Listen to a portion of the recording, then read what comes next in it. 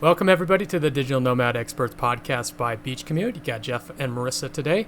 And today is going to be pretty fun. We are going to reflect on the 8 biggest mistakes we made as digital nomads when we were just first starting to become digital nomads. So some of these we kind of had to rack our brain and go back pretty far in time. And some for me are actually pretty fresh because I keep making the same mistakes over and over and over again. So half of it was a little bit difficult and half of it was pretty easy because I just made the same mistakes the last couple of weeks. Are you learning from your mistakes or are you growing as a human? I have learned from the mistakes that I chose to share here, but I'm sure I have and will make them again. Thank you. It feels good to grow a little bit, but not to say I haven't made some other mistakes again and again. But I'm excited to hear what yours are. Yeah, same. So we wanted to do this podcast because it's going to help shortcut some of these areas that might trip you up as you first become a digital nomad, and you can skip some of the mistakes that me and Marissa made and the ones that I keep making over and over again, and with the ideal vision of you having a more seamless integration into this life, so you don't have any unnecessary problems. Yeah, so other than that, Marissa, what's going on? How are you doing? I'm good. Feeling in a good mood today. What else is new? We've been working on some exciting stuff with Commute. Got some good people in our Nomad Career Accelerator having some awesome results. So feeling excited, helping people transition to this remote life, get remote jobs. And yeah, I'm super excited to chat about this call today. What about you? It's getting pretty fun. We're getting more and more people writing in. It's just into all of our channels, into our email, into people leaving comments on the podcast. We thank everybody for doing that. That's awesome. Getting some fun show requests, and we're gonna have to. Some of them are so unique. We're gonna have to call in some experts. We're gonna have to bring in somebody to talk about mileages and points. We're gonna have to bring in some people that are traveling with families, people that are traveling with animals. There's so many niche things that we're all right, we're gonna have to expand our range. We're gonna have to call in some people for sure. But we know all the people, so excited to share. Yeah, exactly. So it's picking up here in Oaxaca. I'll be here for another 2 weeks. Dia de los Muertos is coming up soon, and I'm feeling it here. There are so many digital nomads popping up every day. There's everyone. I think every nomad I know is in Oaxaca, aside from a few spread out around the world. But I feel like everyone just decided to go. I love that you shared in our email the other day. You were like, I don't know why you keep choosing all the groups where just 50 of our friends keep going every 3 months. Maybe Jeff, you are the hotspot. Yeah, right. Maybe. Everyone's just following you. Little do you know. You are the Nomad hotspot. Everyone keeps going, but I'm excited. And can you spell, so Jeff is in Mexico, by the way, can you spell Oaxaca for people? Because I feel like people have written in and been like, what's that name? What is this place? So it's pronounced very different than it's spelled. How do you spell Oaxaca? Yeah, good question. Oaxaca. So nothing like I say it. Yes. The X's in Mexico are pronounced often very differently, and I know it trips people up, but I'm excited to keep seeing your pictures. If you're not already on our email list, check out beachcommute.com/email. Jeff and I always share fun pictures from our travels, what we're doing, so things that you can get beyond just listening to our podcast, and you get kind of different info in our emails and stories, which is fun. So best of both worlds. But yeah, I'm excited to see all your Dia de los Muertos photos coming up real soon. And I just feel like every day I see my Instagram is filled with more and more of our friends arriving there and added to the group photos and dinners and meals. Mezcal. Are you alive? I'm alive. You're functioning pretty well. Maybe the mezcal is good for you. Functional, yes. Your energy is good. Been a busy few weeks, but I've been managing to get everything done, so. Love it. Well, let's jump in here. So as Jeff said, we're each going to share 4 of the mistakes we made when we first started. So for me, this was 8 years ago at this point. So Jeff and I were brainstorming. I was shutting my eyes to be like, what? Okay, go back to that version of Marissa. What were the mistakes that I made? And for these, I feel like we could have done probably 100 mistakes. So if you like this episode, let us know. We'll keep doing more in the future. But Jeff and I always have a rule. It's whatever comes to our mind first are the important things to share. So I was like, all right, these are the first 4 I thought of. And Jeff and I don't know what each other's mistakes are. So I'm excited to see if any of them are the same or if they're totally different. Maybe I'm making the same mistakes. And I can't wait to see what mistakes Jeff has been making for the last 5-6 years over and over again. So you wanna start us off with your number one, Jeff? Yeah, my first one. It's I wanted to get really specific with it, but it's kind of not. It's just when I first started, it was just all flight related things, and that's a very all-encompassing thing. So that comes down to actually missing flights. My first trip to your very first one. My first you missed your first flight. My first non-vacation flight. So a Wi-Fi Tribe chapter flight. I booked a flight for the previous week, the week that I thought that I was going. So I went to go check into my flight that had already departed 1 week earlier for Colombia. Oh, no. And I'm like, where the fuck is my reservation code? Why is it not accepting this?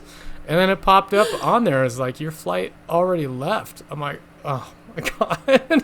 That's a big mistake. And it wasn't the wrong hour. You missed it by a full week? Did you think it was you knew you booked it on a Tuesday and it was the next Tuesday or something? That's exactly what it was. And... And I recently did the same thing coming from Georgia to Mexico City. I did it again. Yeah, I did it again. It was, oh my God, it was terrible. So it was this most recent one.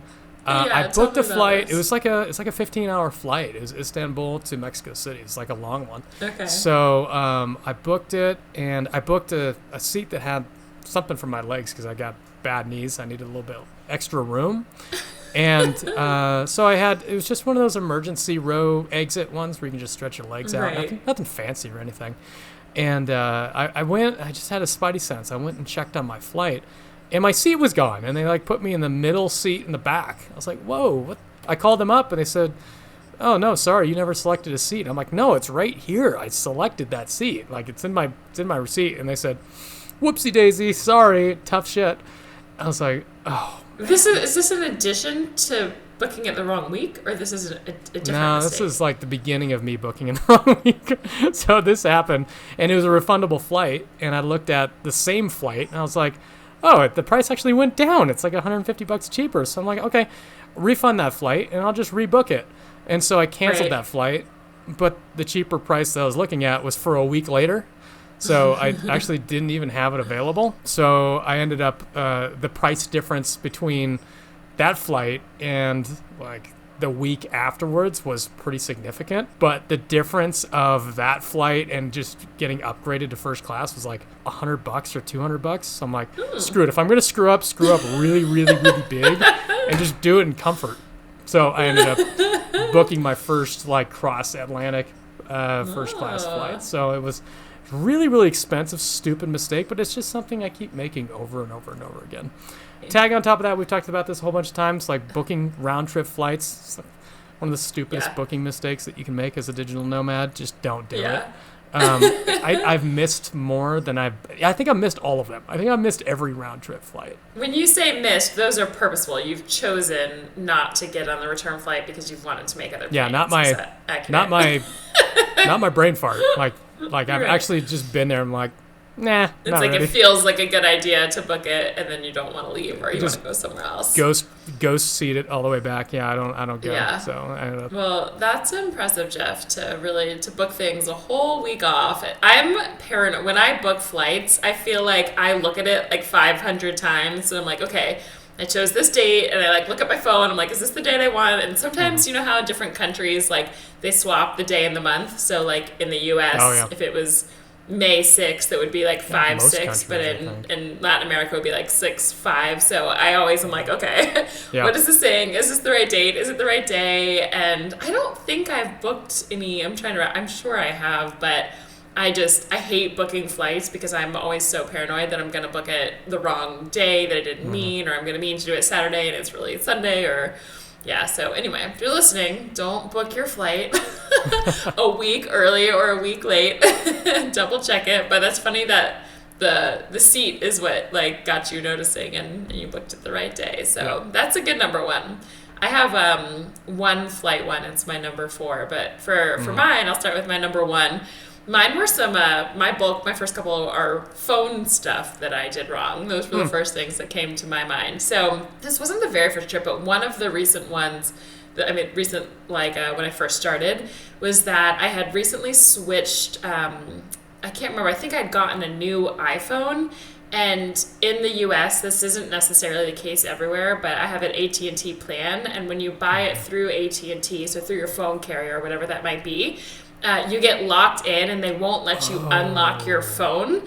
So if you don't unlock your phone, you can't use foreign SIM cards. So you can't get like local cell service and stuff. And you often can't undo it until you are back in the US. So there was a time, I think I was in Spain, and I had just gotten a new iPhone. I was like, oh yay, whatever. Went there and I couldn't use my phone. I can't remember what I did. I might have had like an old backup phone or something that I used, or maybe I just used Wi-Fi. I think I was gone a month or two for that trip. So I couldn't get a local SIM card until I got back to the States, and you have to pay to unlock your phone. So you can get out of it, but you have to pay a pretty hefty amount. But yeah, my mistake was make sure if you have a phone that it's unlocked so that you were able to put in other basically cell carriers so that you can have cell service like anywhere you go when you're walking around and use a local SIM card. So that's a mistake. So annoying. Have you ever made that mistake? It's a weird one, and it's not always the case with all carriers. But I was just traveling in Georgia with Kat and Wade, and neither one of them signed up for phone data. I think they had similar problems. They're just like, we're just going to go without data. So then the second they left the house, they're just like, you're just always silent. They're always next to you, like, hey, what's blah blah blah doing? And I'll be playing paddle with Wade, and I'll get texts from Kat like, hey, is Wade with you? I'm like, oh my God, can you tell him that there's pizza for him? I'm like, no, get data. No. This is getting ridiculous. It is very helpful to have data when you roam around. So yeah, if you are just getting started in your Nomad journey and you have a phone, you're ready, and you're learning about how to use foreign SIM cards and all of that, which I'll talk about as a little bit of my second one as a hint, but make sure that your phone is unlocked and able to be, like, you can use other carriers. So, or I guess that's number 2 on our list. So what is number 3? Yeah, okay, so number 3 for me is initially I would pack way too much stuff. Like, ooh, that's a good one. I would say as a rule of thumb, you're typically going to use like maybe 2/3 of the things that you actually pack for the most part. But like when I was first traveling, I was like, do I need 4 French horns or 5 French horns? Definitely 5. Yeah, maybe I'll just pack all 5 of those things. And like, and of course, the majority of stuff that I pack, I don't even use, and I'm missing something stupid like a raincoat. It's like just really, really poor planning for the elements, and like overthinking how much clothes I need. I've just gotten down to the point where I've got like maybe 7 pairs of shirts, just 1 per day of the week, and that's all I need. It's so much easier for guys. I travel with a carry-on and backpack, but I have a lot more shirts than 7. But I was like with a guy friend recently who was like, he also only had 7 shirts. I was like, how do you do that? For us, we're like a shirt during the day and shirt for going out, a shirt to work out. Like they're all different. So I would say all the men same have it for easier. us. That's the same shirt you just described. Shirt for going out, shirt for working out, shirt for working. Yeah. all different for us. But so did you bring something bigger than a carry-on your first time? What was it that you brought with you? No, actually, that's a mistake that I actually should have added. I was just using one of those traveler backpacks, like a backpacker backpack. And those are they're great if you're doing something specific to like backpacking, or you're going around hostels. When you're staying in an Airbnb, it's such a pain in the ass. Unloading and loading that thing is just totally agree. Is a huge pain in the ass. Sometimes they don't fit in the overhead too. So it's like, what was the point of that? Like, it's really, really hard to pack it. Sometimes they don't fit in the overhead and you can't carry it on. It's like, it doesn't make any sense. It does make sense to bring it with you if you've got some sort of something like you're going to Patagonia or something like that. But if you're only traveling with that, it kind of doesn't make sense. So that was another mistake. Like on the move every day, or getting on and off trains through Europe every day, or like walk in Asia from hostel, like on boats and stuff. If you're moving quickly in that way, it might make sense. But mostly, I'm with you on the I like a rolling carry-on. It's much easier. But that's a good one. I also I was pretty, like, I had a lot of intent that I was only going to travel with a carry-on and a backpack, but I had, like, a bigger backpack when I first started that was so like, I fit it all, but it was like really dense, like both of them super packed, and it was like too much, and it was so heavy, and it hurt my back. And so I went to, I think I was in Bali first, and I went to Thailand. I remember just leaving a bunch of stuff behind in Thailand because I was like, why? I don't need all of this. It's filling it up. What do I really like? And it was hurting my body. So yeah, I made that mistake, but it's kind of when I feel like you do your best the first time, and then you start to kind of realize the things you use and don't use, and you get better. It gets a lot easier as you go. So we need to do a packing episode. We've talked about that as well. Pretty good. It's just, as a rule of thumb, for somebody that's just going to become a digital nomad and they're going to go to one of the spots that we recommended, would you say it'd be a better move to get a checked bag or just like a nice carry-on bag? I'm team carry-on only. I think I would vote for that too. Yeah. Yeah, it really depends. I feel like it's mixed, honestly. I would say, if I think of all of our Nomad friends, I would say 50% have like a bigger checked bag and just want more outfits, want more shoes, want more choices, want more comforts. And I would say 50% are team carry-on only, more so of like, hey, it's just, you don't need that much. It's nice to be able to move around easier place to place. So it really depends, like how long you're staying and what you're doing. If you want to be super stylish, you might want more, it depends who you are. So it's kind of, sometimes I wish I had some more stuff. I also don't use half my stuff, as you said, and there's other things I wish I did have. And then at the same time, anytime I start to pack it up and move to the next location, I'm always so grateful that I just have a carry-on. So I don't like to, I don't want to lose my stuff in transit. I feel like so many bags are getting, like more than ever, more bags are getting lost en route from people who have connections. And I just feel like there was a time, it was this summer actually, I feel like everyone I knew was posting all these stories that of like, was happening. I'm missing my bag, it's been 3 weeks, it's been 3 days, I still don't have my stuff. So I just personally like to have my stuff with me, but that's kind of a personal opinion. So yeah, that's a great one. I have no packing stuff on my initial mistakes, but I can relate. All right, okay, so what's number 4? Yeah. So number 4, and before I move on to this one, if you've listened to this podcast for a while, or if you're brand new and you just stumbled upon us and discovered us, we'd love if you are able to leave we call it the 5-star thumbs up, review, notes, letters, whatever you want to share with us. It's whatever always it's different. Got, just give us the vibe. Whatever it's got. We love it so much. And really, truly, our podcast keeps growing, and we keep having the most amazing listeners and who are writing in, who have discovered our podcast and binging them. And it's really thanks to you who are listening and leave us reviews and stars and thumbs up and subscribe. So thank you for doing that. If you can just take your phone, pick it up, takes 5 seconds while you're still listening to our voices. You can do it while we keep going. So first, thank you. And with that, so number 4 is a continuation for me on my phone issues. And that was that I didn't know how to use a SIM card. I didn't even really know what a SIM card was or where it was on my phone. So I remember I arrived in Bali and I thought I was I had done all this research as a nomad, and this was a long time ago. So eSIMs didn't exist. It's so much easier now. There's more options. But I had got a little what do you call it? A little MiFi device that I had brought, and I paid a monthly fee because I wanted to keep my US phone number, and I didn't Is it one understand. Of those satellite ones that are available where you don't put in a SIM, you just travel around with it and you refill it? Yeah, I gotcha. Yes, those were exactly. Really popular So it just 2 years back. Back. So I was like, okay, perfect. I'll just kind of use that and connect it anytime I leave the house, so that I can. And it was a unlimited monthly kind of plan thing. But it was a pain in the ass to bring around everywhere. So anyway, I had a friend who was with me in Bali who was like, I'm going to get more data for a SIM card. Do you want to come with me? And I was like, what does that even mean? I just didn't know anything. And so I went with her to the SIM card store.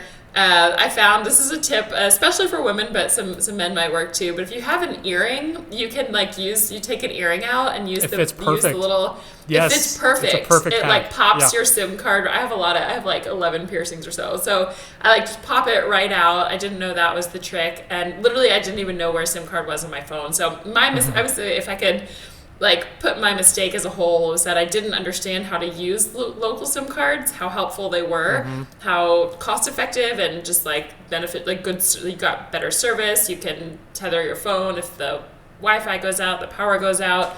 you have service everywhere you go. So I just didn't really know it existed or how to use it or what to do, or like, again, when I say I literally didn't know where a SIM card was located on my phone. So if you're like me, it's on the side, like pick your phone, it's on the side of your phone. Take an earring out or get someone at a store to pop it out for you. They'll set it up for you at the store. And it just felt really intimidating to me. I was like, what are you doing? Will my phone work? How does this work? Like, am I going to lose all my information? Like, I just didn't know anything. So educate yourself on how to use a foreign SIM card. They are life-saving. And now you have eSIMs. Like, I keep my US phone number as an eSIM, and I can pop in other local SIMs, or just get you can use two eSIMs at once to use like for a local country as well. So we might be speaking gibberish to you, but this was really helpful. Like, just reflect back on this and then do a little research afterwards, because it'll save you a big hassle. What do you know about with Google Fi? It's kind of neither one of those, right? Is that more people are using that as part of an international plan, right? Yeah, so I did use Google Fi for a while. I feel like it was a big phase for a lot of us when it started, and everyone has since stopped using it, because if you're abroad for a certain amount of the year, they'll kick you off of it. So it's really meant to be more for like if you live in the United States and travel like here and there, whether it's for work or personal. But if you're gone for, X amount of consecutive months of the year or some percentage total, they'll kick you off of it. So I got kicked off along with a lot of people that I know. But for a while, you can use basically, instead of something like AT&T or Verizon or whatever your phone carrier is, people were using Google Fi instead of that, and you transfer your number. So Google basically is your cell phone provider, your your data carrier. And when you're abroad, you can then, like, it just automatically works, and I forget, it's like 109 different countries or something like that. So I used it. I wanted to keep my, I just have a good plan that I've been on for a while, so I kept my US, like my typical AT&T plan, added a Google Fi number just for data that I didn't use, which was so great. For like a year and a half I used it, and I never had to get a local SIM card. I never had to plan in advance. Anytime I landed on a plane, I just... in a new country, I just had Wi-Fi. It was glorious. Thank you, Google Fi. Maybe they'll change it one day. I don't know why. They lost so many people who just wanted to use it abroad. I'm sure there was some cost implications, but that was short-lived and wonderful while it lasted. But if you're just kind of coming and going from the States, it's a really great option. I'm still using T-Mobile, and they've got a international roaming plan where you can stack it on your normal plan, and it'll give you, it's like $50 a month. It gives you, I think, 15 gigs or something like that to use on your phone and a hotspot. And they used to do the same thing. They would send me these angry warning texts like, you've been traveling too long, you're using way too much data, and yada, yada. And it's just like a car. They never kicked you off? Like a car light. Like I just kept driving until it went away. And they stopped bothering me. So now Interesting. I know a lot of people who did get kicked off of that plan because of that. So somehow you snuck under the radar. I'm sneaking under the radar. I don't know how. Like as I leave for 4 or 5 months at a time, I'm using it consistently. And nothing. I don't know. Love it. All right. Well, what's number 5 on your list? Okay, so it's kind of related to the last one, but it's not being prepared for Wi-Fi situations. Yes. I distinctly remember going to Colombia, my first trip, and then that trip to Salento that everybody does, the one where Diego cries over the palm trees. I just thought, well, if they've got internet, I'll be able to work anywhere. I can just work from cafes. And these are back in the days when I was taking many, many calls, and they had to be fairly quiet calls. They're like with the CEO and stuff. Like you need to maintain some sort of professional level of these were video calls too, right? I don't know if we were at video call yet. We may have soon transitioned to video calls only, but it didn't matter because Salento couldn't even handle voice calls. Like it was the noise in the background, the Wi-Fi dropping off. Like I really didn't know what I was getting into. So at that time, I didn't have my initial plan of, okay, I'm going to work from here. I've already checked the internet. I didn't have my backup plan with my MiFi device. I didn't have my backup plan with my phone. I was just winging it. I was just like a cowboy just going around like, I'm just going to work from wherever. That's what digital nomads do, right? And I had many failures, and people are like, these conversations, I can't hear you over the music in the background of the cafe. internet cutting out, and it just looks so irresponsible when you're first starting as digital nomad. And we've talked about doing the complete opposite of that when you start out as a digital nomad. Like overcompensate the other direction. Make sure it's quiet. Make sure your internet's really, really, really good. I did none of those things. Like I just kind of totally winged it and got away with it. But there's so many things that you can do to prevent that. Like go to a coffee shop first and check out the noise level. Check out the Wi-Fi speed. Make sure it's stable. Have your backup plan. You talked about a MiFi device. That's good. A lot of times you can just tether to your phone with a data plan that you were talking about. Get a SIM that allows you to hotspot and just take data from your phone as a backup plan. Also, a lot of times what I'm doing now is just booking Airbnbs that have like really solid workspaces and have good internet.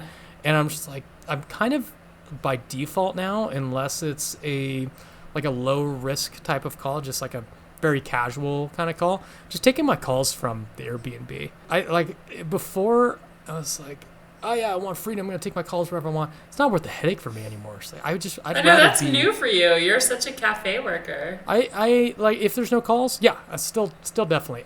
But I find it so irritating when I'm on calls with people that are working from cafes, with just the noise in the background and the bad internet. It's like, oh, sorry, hold on. There's a bunch of dogs barking. It's like, I don't want to deal with it. I don't want other people to deal with it. And I don't want the distractions when I'm on a call.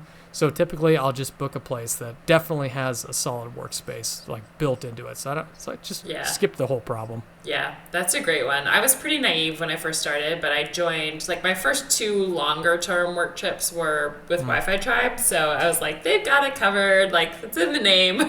They got the Wi-Fi. So you never know with locations. Things still go out. Like I was in Bali, one of my first, I think my first week there. And just randomly, like so I was living in Canggu, which is a town there, but it was like a very unusual factor, but the whole Wi-Fi and power in the whole entire town just went out for a whole day on like a Tuesday. I think I got there on a Monday and it went out Tuesday. Sounds like Costa Rica, huh? Yeah, exactly. So I had that MiFi device more so because I just wanted to hook it up to my phone to be able to use it on the go. So again, I was naive. It kind of worked out well for me. And then I learned as I was going. So I didn't have any horrible mistakes, but I didn't think about it. But I'm excited for the day. I feel like Starlink is in a lot of places now making it better. But I feel like we're not that far away from solid Wi-Fi just being everywhere, and I want that to happen. I feel like we're going to be like the grandparents. We're like, in my day, like we couldn't find Wi-Fi. You don't know what we went through. You don't know what it's like. Yeah. Especially in the beach towns too. Like you really feel it in the beach towns. Yeah. Yeah, we talked about that. I can't remember. It was an episode a long time ago. We were talking about just beach towns in general, and I was saying it's like as a rule, for whatever reason we've said like the closer you get to the beach, like the worse your Wi-Fi generally gets. Yeah. That's not an absolute rule, but a most rule. And I was just talking to someone last night about Sri Lanka. He was there maybe 4 years before I was, and he was like, "Oh, it was so great. The Wi-Fi was great." I was like, "What do you mean? The Wi-Fi was terrible." Even like earlier this year, because I was by the beach. He was inland, and I remembered I was like in this tree house, closer, like in the middle of the country, and the Wi-Fi was fantastic. And I was like, "Why is it so much better in this tree house than a co-working by the beach?" So for whatever reason, the closer you get to the beach, the Wi-Fi tends to get. As like a general rule. My friend here that I'm traveling with, Alex, was just in Holbox for a week and a half. I love Holbox. Something like that. Wi-Fi. Fantastic place. He says they are now at Starlink getting 100 down everywhere. What? Yeah. Whoa, that's a game changer. All right, I'm going to Holbox. They also got eaten alive by the state bird, the mosquitoes. Yeah. Oh, and yes. Now he got dengue too. Which oh no! People are getting it all around here too. Like, it's unfortunate. Side note. That's rough. But Holbox, again, a place in Mexico that is pronounced differently than you would. It's Holbox. It should be like Holbox. Those X's are messing people up. Those X's in Mexico, but it's one of the most fantastic islands, and it's been pretty like undiscovered because nomads can't work there because the Wi-Fi has been so bad. But not anymore. It's changing. All these places are changing. That's good to know. So you okay. Get this one? Yes, I think we're on number 6. So this was kind of funny as I look back at it. So For me, I didn't know that in some countries I needed a VPN to access my bank account. So this is not the case everywhere you go. So one of the first long-term places I went was Bali in Indonesia. And there's some places I've been, like Indonesia, Nigeria. There's just like some countries like this where you cannot access your bank account or different, like log into things that you can typically log into. So when I got there, I literally, and I don't know why I didn't ask you when I was like, oh, there just must be something weird with my bank account going on right now. And I remember there was times where I had to like ask my dad to like log into something for me because I didn't have access to my personal bank account or my business bank account. And I just went the whole month. I was like, all right, well, guess this is just happening. Like, I don't know, I'll fix it later. And then I just realized had I logged in with a VPN, I could have accessed it the whole time. So if you ever can't log into your bank account while abroad, or if you can't log into anything, you're getting some weird sort of thing, depending on the country you're in. This happened like in Oman. Like, it just depends where you are. Try logging in with a VPN so your IP address looks like it's going through the US, and then log in, and it should work fine in most places. So yeah, my mistake was I could still use my debit card and stuff, like I was taking money out, but like from my phone, from my computer, I just didn't access my bank account for a full like month and a half that I was in Indonesia to start. I was a really unprepared, naive digital nomad. So from a lower stakes standpoint, you're also going to find yourself, you probably can't log into your like Netflix and HBO and like your streaming services too. So that's probably a nice little bonus, just as a rule of thumb. Maybe get a VPN because you might find that there's weird stuff that you can't get into. It might annoy you when you go to sit down and pay a bill or something. Yeah, it's weird. And sometimes VPNs work and sometimes they still don't. Like this is like a slight side note. This wasn't my very beginning of nomad life, but when I was in Nigeria, because they're so known for scams and like scam artists there, I couldn't log. Yeah, so I was looking I would look on Google at these, like, I was trying to book a flight out of Nigeria, and I would look at the flights and see all these flights existed, and I would go on from my computer, like onto Delta or onto these places to book flights, and no flights would show up. And I realized that I couldn't book a flight from my computer or my phone out of Nigeria because basically like they thought it was a scam. So I had to like call someone on the phone to book a flight. So VPN didn't even help me there. I knew how to use one then, it still didn't work. So anyway, there's so random. But anyway, do try a VPN if things like that don't work. And try to be able to access your bank account when you start your nomad life. It's really helpful. So that was a big mistake. Didn't even think of that. It's funny. That's a good one. It's funny to look back at all of us because now, 8 years into this, we know so much now, but we were just dumb little naive people who started traveling with lots of things we didn't know. So hopefully this helps you know that you can do it too. There's going to be a lot you don't know, and hopefully podcasts like this didn't exist when we first started, so hope it helps. But you'll make mistakes and you survive, and you live and you learn. 2 of the 4 are mistakes I haven't learned from yet, and this last one is one of those. And it's the ability to say no to things. And this is I feel like I'm getting better. And what I mean is the ability to say no to things. This is a mistake you're still making today? Still making this mistake. I'm getting better. I feel like I'm evolving a little bit. But saying no to things, like when you go to a hot spot, especially if you're going with a group and there's a lot of digital nomads, there's every single day there are opportunities to do things. People will throw something out on the chat saying, dinner here, drinks here, dinner here, drinks here. And the first trip that I went on in Colombia, I remember I got in a couple weeks and I just kind of reflected back. I'm like, I'm not feeling so good. And then I just looked back on all my days. I was like, I counted it. I was like, I've gone out 17 days in a row. I'd gone out to drinks and eating 17 days in a row. That was a lot. Absolutely pickled. I put on 10 pounds. Pickled? I was like, my liver. This is I feel like this is like college, like the freshman 15, or what you do when you first get to college. Yeah, it was the digital nomad 15. It's like, looking back on that, I'm like, show some restraint. You don't need to go to every one of these dinners. It's hard because everybody's going out all the time, and some people have better self-control than others, and some people don't want to miss anything. And I was in the I don't want to miss anything phase. Somebody's saying they're doing something, I want to go to it.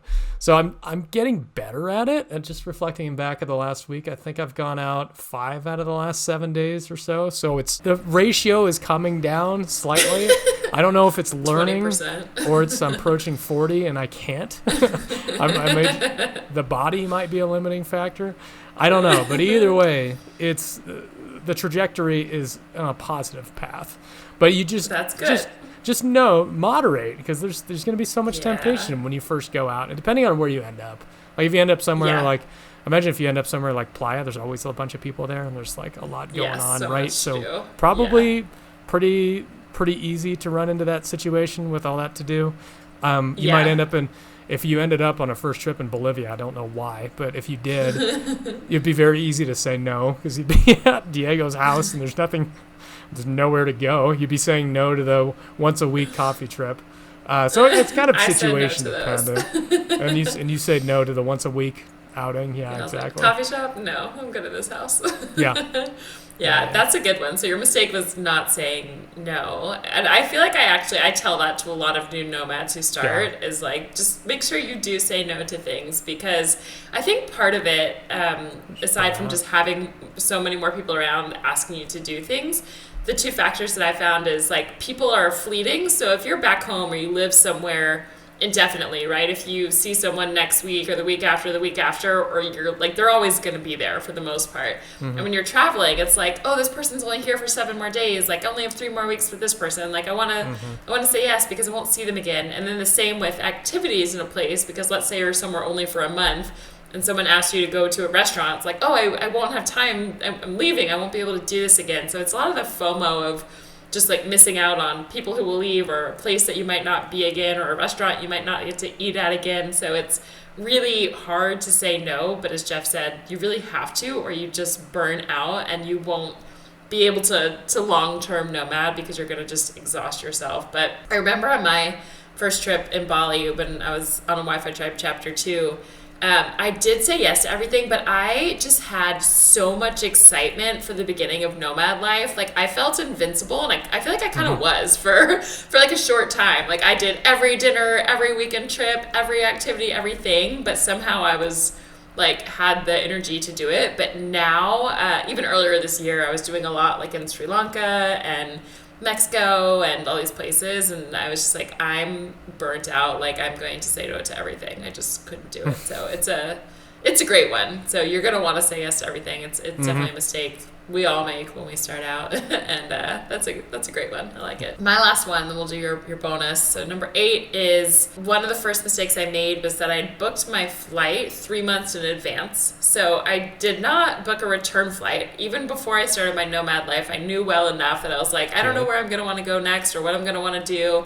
Didn't sign up for anything. So I did like half of that right. But I booked my flight to there 3 months in advance because I was so used to, normally when you book vacation or travel, you're so used to saying like, oh, I better book this, so far in advance because the flights are going to get more expensive or this or that. And I was glad because I'd almost booked a flight to Vietnam right before that. And I had one of my best friends got engaged and got married pretty quickly. So I ended up like skipping that first part of the trip I was going to do to stay for his wedding. So I left right after that. But I think that like there was an earthquake in Bali. Like there was stuff that happened that like, I don't know, the trip almost got canceled or would have had to. And I booked my flight so far in advance that it was just, I was like, never do that again, because plans change. You might want to go somewhere else, start somewhere else. Things come up. So I know it feels scary not like to book your flight closer in, but you can often still get pretty good flight prices. I find even within like 2 to 3 weeks before you go. That's kind of my, you can still find decent flights like close, if it's even a week out sometimes, but it gets a little dicier. But once it hits a week, 2 to 3 weeks. Generally, yeah, exactly. I generally book like 2 to 4 weeks out. Yeah. And that's like for a first trip, like when I'm going somewhere and I know I'm going to go there and start there, and then I often will book later, kind of like moving from those places. But anyway, that was my mistake. It turned out okay. It almost didn't, but looking back, I would not have done that again. So that was mine. What was your last little bonus mistake? Traveling with the medicine that you need. Like, okay, so you're saying not having it? Was that a mistake? I think, the mistake is, just assuming you can get anything anywhere. Okay. And I'm immediately thinking like ibuprofen. I'm thinking Imodium AD. Like travel with your stomach pharmaceutical stuff that you need. Some people travel with like a Z-Pack. Z-Pack, so like antibiotics. It's like an emergency antibiotics, something like you end up getting some terrible food poisoning or something, and you'd have to go find a doctor, go to a pharmacist just to get this Z-Pack thing. Some people just travel with it, so if they get some kind of stomach bug, you just have that easy access to it, and you pop that down, and you don't have to go through this process of tracking down these things that you know that are super available at home. That's going to be a huge hassle to go and track down wherever it is that you're traveling. Yeah, and sometimes it's easy. It's actually often easier for me to get those things in those places, but it's like wanting it in that moment. Like sometimes you're too sick to get to the pharmacy, to get to a doctor, and you're like, I just need this, or it just takes a day to like find the right person to contact or whatever it may be. So that was one thing I did right. I probably travel with less now just because I'm like, well, I'll figure it out. But yeah, when I left, I was like, all right, I'm going to bring like, I had all the medicines I'd researched, and I feel like I never use any of it, but it just feels like I feel like I've given it more to other people and friends who have needed it than for myself. But it is good to have on hand. Just anything you can think of that you might kind of take or need. I always travel with like a little pack that has, I feel like I've had things that are probably so expired by now for like 6 years that are still just like in there ready to go, that every time I'm like, little pharmacy pack. Like it takes up room in my backpack. I don't want to bring it, but it's like when you need it in that moment, you're going to want it, and it really, it's a lifesaver. Exactly. That's a good one. All right. Any last words if we close this one out, Jeff? No, that wraps up my list. That's the last thing. That's the last mistake that I can think of. Yeah, so we'll share more in the future. These were just the first 4 that came to my mind. I feel like there are so many more, and those were really like the very first 4 that I made like in my first days. So we can share more mistakes that we've made over time. Let us know if you like this one, and check out beachcommute.com/email. If you want to hop on our list, you can get all the pictures of our local travels and the different information we send out. We also send out 2 remote jobs every single week that you can apply to do, so you can travel the world like Jeff and I and all of our Nomad friends and all of our fellow beach commuters. And anything else, Jeff? Did I say? Yeah, beachcommute.com/email. That's where you sign up there. And you can always write us in at hello@beachcommute.com. Write in with any of your thoughts on podcasts. We get a lot of comments on that. We get show suggestions. If you want to talk to us about travel, we love talking about travel. So that's the best place to get us. And otherwise, we will see you again next week.